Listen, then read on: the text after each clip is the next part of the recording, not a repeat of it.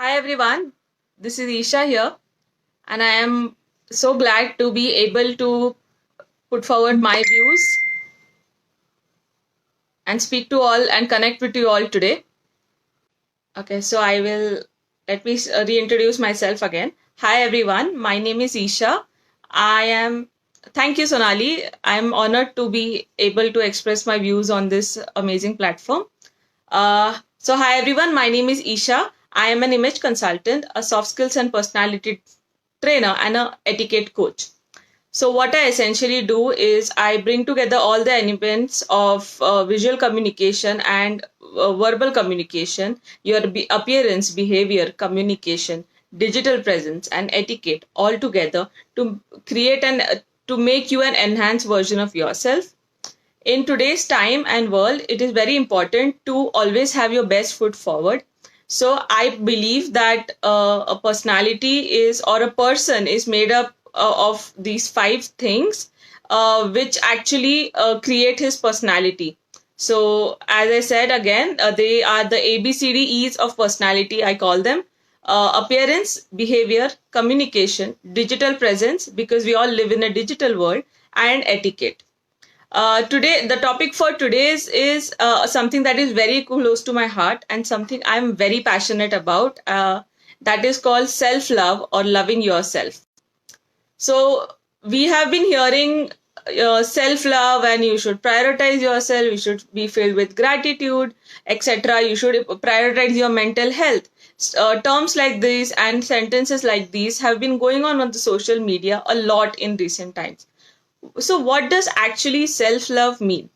Self love is literally taking care of yourself, prioritizing yourself, something that you do that is good for you, which may not be good for others, but it is affecting you, your health, your lifestyle, your relationships, your mental and physical well being.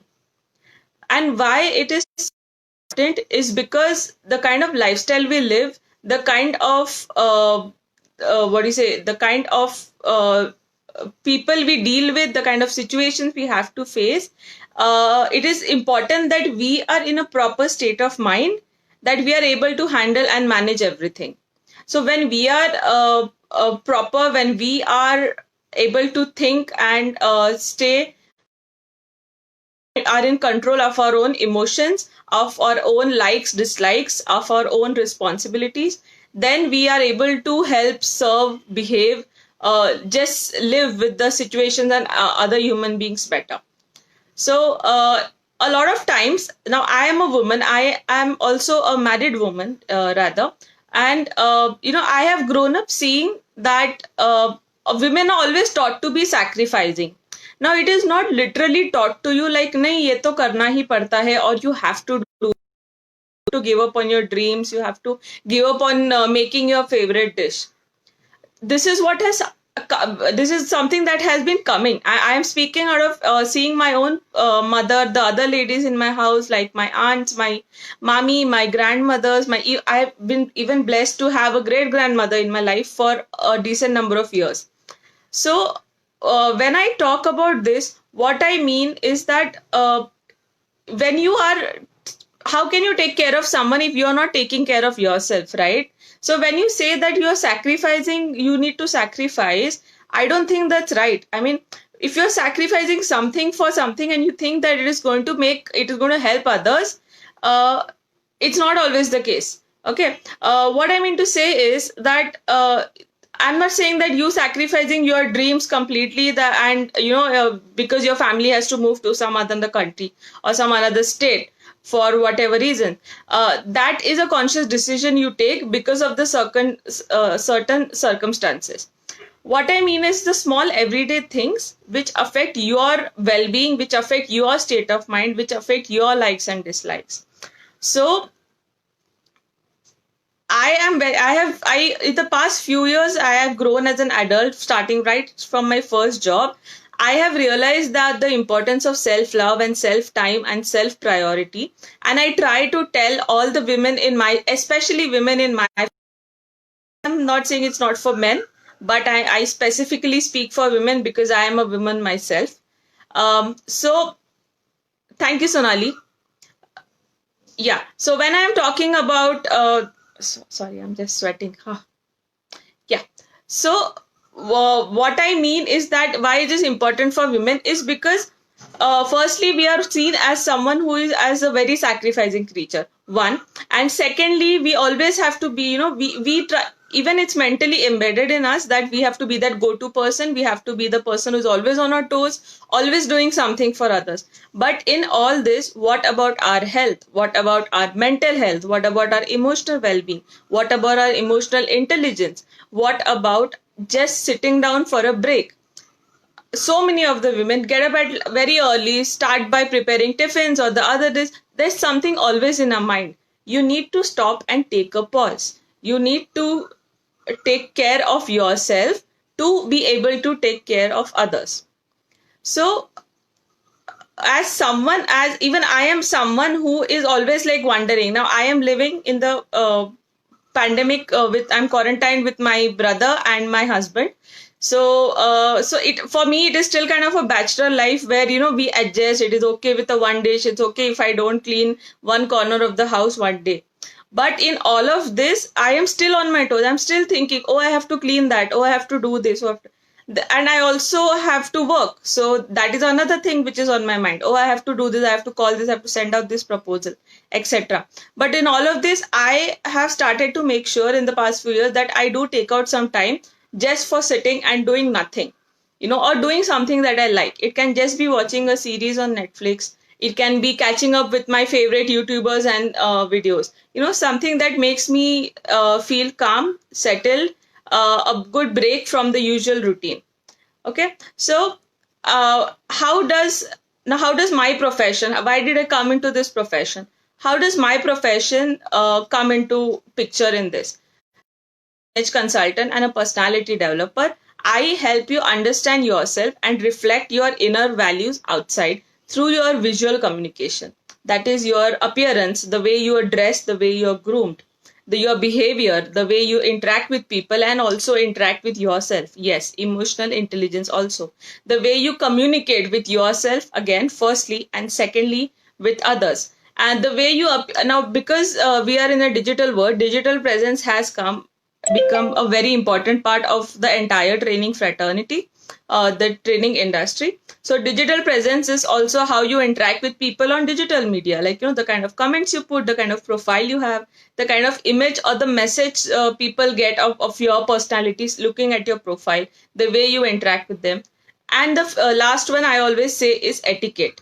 So etiquette is how you are, how you have respect and courtesy towards others when you are dealing with them. Okay. uh, all of this together, when you try to truly understand yourself and bring about small changes, is when you are actually showing self love, right? One of the things you can do for being self love is getting rid of self weakening thoughts. Okay, self, what you can, I call them self defeating thoughts, thinking that you're of no good.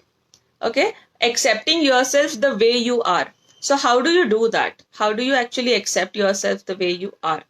One thing you need to realize is that you are the only person who is always going to be with you. You are a unique person. You are a unique piece. You are like an if I talk in software development, you are a unique object. Okay, and you have your own characteristics, identities, habits, behavior, style of communication, style of clothing, style of walking, etc. So, since you are always supposed to be with you, don't you think that you should be always content and fulfilled with the kind of person you are? How much ever family we all have nice. Hi, Shashi. Thank you. Nice to have you here. How much ever we all have families, we all have friends, we all have the few people whom we are close with and connect to on a different level. Out of all this, you are always there in your mind, right? So when you accept yourself and you give yourself the space to make mistakes and to accept those mistakes and maybe say learn from them, okay, that is when you're truly accepting yourself and you're creating a positive self image, right? So in image management we say the way you think affects the way you feel, affects the way you behave and act, and that affects the way others respond to you.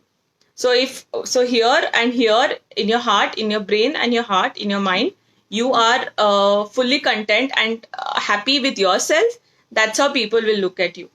Okay, a lot of us people tell you that you may have heard this also, that when we say that if you don't have confidence and belief in yourself, others won't give you the same behavior.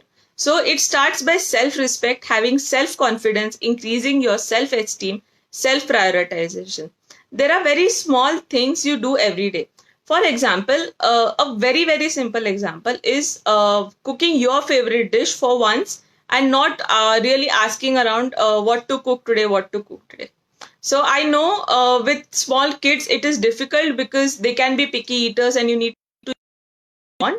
But what you can do is, supposing you like dum aloo instead of aloo fry, okay? And but so one day you decide to make it. That is something you're doing for yourself. If you need 5 minutes or 10 minutes, you're not getting time in the day, try to start waking up a bit early so you get that 5-10 minutes of calm, maybe sipping your own chai in the balcony. Now that we have a little more freer schedule, I would say, little more relaxed schedule. So these are small things you can do to actually start acknowledging yourself and understanding yourself. Right now, you may think that okay, yes, all these are very small things. How do they make a difference? They make a difference to your mental and emotional well-being. They help you understand and assess yourself better, connect with yourself better. If you go on YouTube, there'll be a lot of people who say that they do say, everybody say that meditating is good, exercising is really good, having a gratitude journal or positive affirmation is really a good habit. Yes, these all are very true. The kind of treatment you give yourself, that is something you are able to carry on for the rest of your life, and that you will notice slowly that people start to respond to you even in the same manner.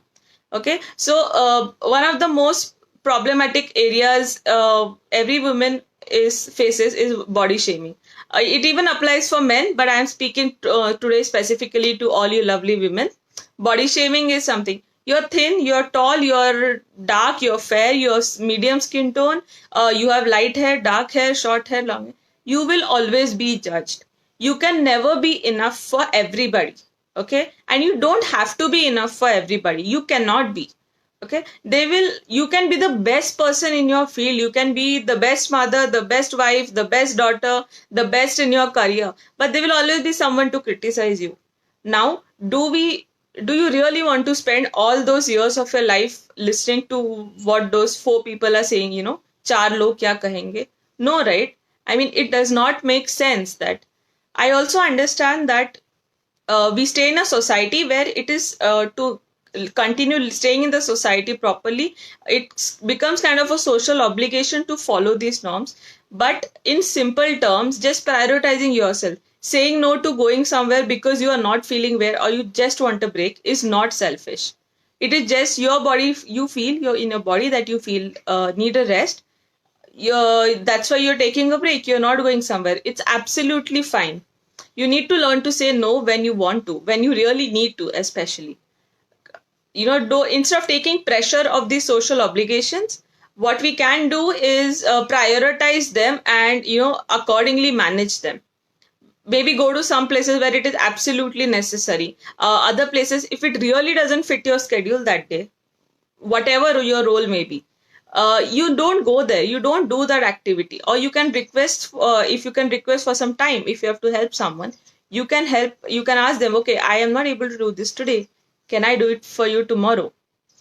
Right now, one of the biggest problems a lot of my clients face. So I even take one-on-one sessions for people to understand with me, and it is not only based on self-love, but it is more like understanding them, helping them understand on a deeper level, helping themselves. So what I get a lot is that I'm not good enough. I think, it's very natural for us humans to compare ourselves with each other. Even I do that. I am not perfect. Of course, I am not perfect. Nobody is, right? But what you can do is practice small steps, like, having a gratitude journal, starting your day with lots of positive affirmations, and seeing and being grateful for what you have. one more thing I always tell everyone is that you are the only one who can bring change in yourself. Okay, you are the only one who can change. You can hire the best life coaches, doctors, nurses, counselors, psychologists, coaches, trainers. Okay, but we all can, me as a coach or a trainer can guide you. You need to take action for yourself. Okay,